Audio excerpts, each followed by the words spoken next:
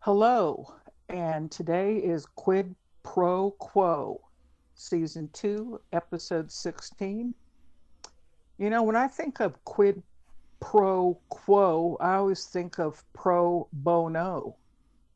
So there's lots of Latin phrases that have come into the English language, and I know that lawyers often exchange their time to work on a case, and it's called a pro bono case. But what does quid pro quo mean to you?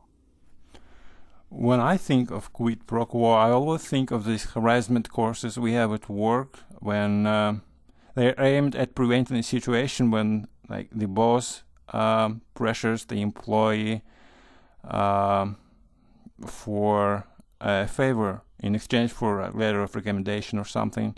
But also, I know that verbally it means favor for a favor. Is that right? Yes, I think the expression in English would be you scratch my back and I'll scratch your back. But the whole sexual harassment thing is more common lately with everybody accusing everybody of everything. I know that in the classroom, in the college classroom, quite often I'm teaching in a computer room, and these are adults I'm working with. I'm an adult, they're all adults. And, we I've been out of the classroom for a couple of years doing consulting and selling art, but we would go to these workshops on what was appropriate and inappropriate touching.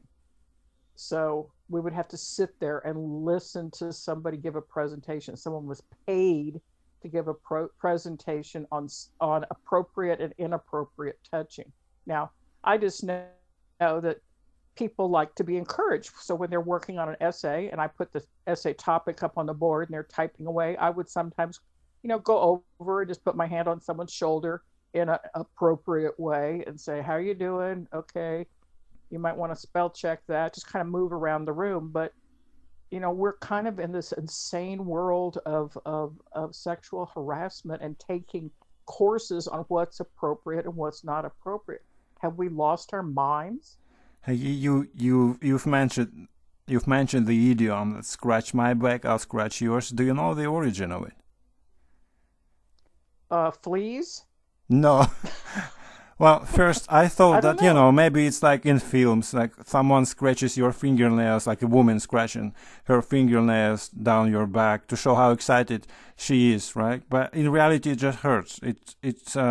I don't know. But the origin of the saying is actually comes. I think it has a nautical derivation in the English Navy, like 2 centuries ago. The punishment for being drunk, for instance, was um, like the one had to be tied to the ship's mast and flogged with a lash, right, by another crew member. So crew members struck deals between themselves that they would deliver only light lashes with the whip, right, to ensure that they were treated the Wow. same should they ever found themselves drunk on the instance. So that's, like 200 years ago, Well, 300 that's years pretty ago. interesting. Yeah, someone just Well, said this and we remember it. we had a couple.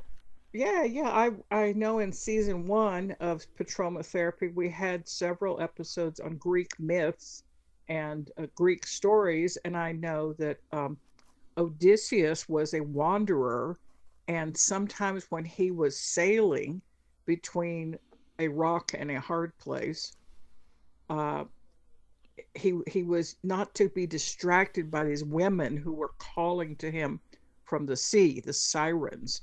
And so one of the mythic stories is that they strapped him to the mast, like the big pole, Hmm. and he was just supposed to like stay focused while they go through the rock and the hard place. But yeah, I think our back is a place that we cannot always get to, we cannot always reach.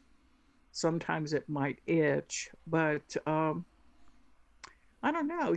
The whole idea of favor for favor, I don't think anything is really free. I think everything's kind of a trade-off. I hate to be Well, such a well, that's capitalist. how we see it. That's how we see it. But if you come to Italy, I read it somewhere that if you come to Italy and hear someone using the phrase like quid pro quo, you can be certain they are talking about misunderstanding. Who's misunderstanding who? Well, if if they sent you to the shop, for instance, to buy some groceries, and you brought back, I don't know, some kind of spare parts for your car, they have somehow described this as quid pro quo. Maybe I'm mistaken, but Yeah, I don't know. That doesn't translate doesn't. exactly right. I mean, but maybe we need to go to Italy. Do you want to go to Italy? I want to go to Italy, except for we're in a pandemic, so I'm in Dallas. I would love to. Yeah. I would love to. I just trust this my source because I think that the phrase is Latin and Italian is like direct descendants of Latin language, so maybe they know better. Italians, of course, Italians. Molto piacere. You know what that means in Italian? No, I don't know what that means. What does it mean? Molto. So it's kind of you kind of like put your tongue at the top of your mouth. Molto. Uh, Just repeat after me. Molto. Moto. That's P. like it sounds like a music to my ears. Wait a minute, we're learning Italian. Molto. Moto, like Repete, motorcycle. si vu. Just say molto. I can't say moto. I said it a few times, but you just, brushed me off.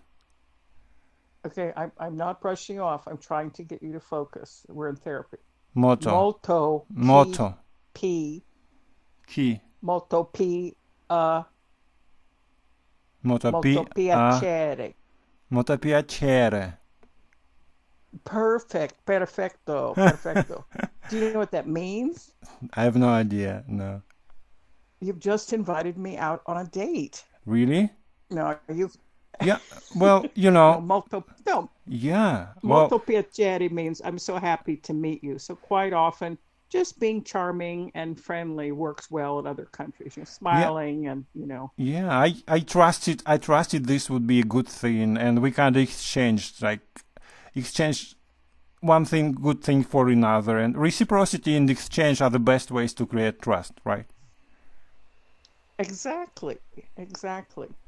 Well, during these pandemic times, we're trying with Patroma Therapy to come up with some ways to stay creative. We know that some of our subscribers are musicians, and some like to draw, and some like to visit art galleries, and some like to write about art. So we're sending a shout out to our subscribers. And what can you think of anything else about Quid Pro Quo that kind of tickles your fancy?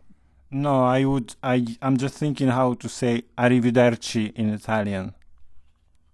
I think you just said it. Right. Arrivederci. Goodbye. Goodbye.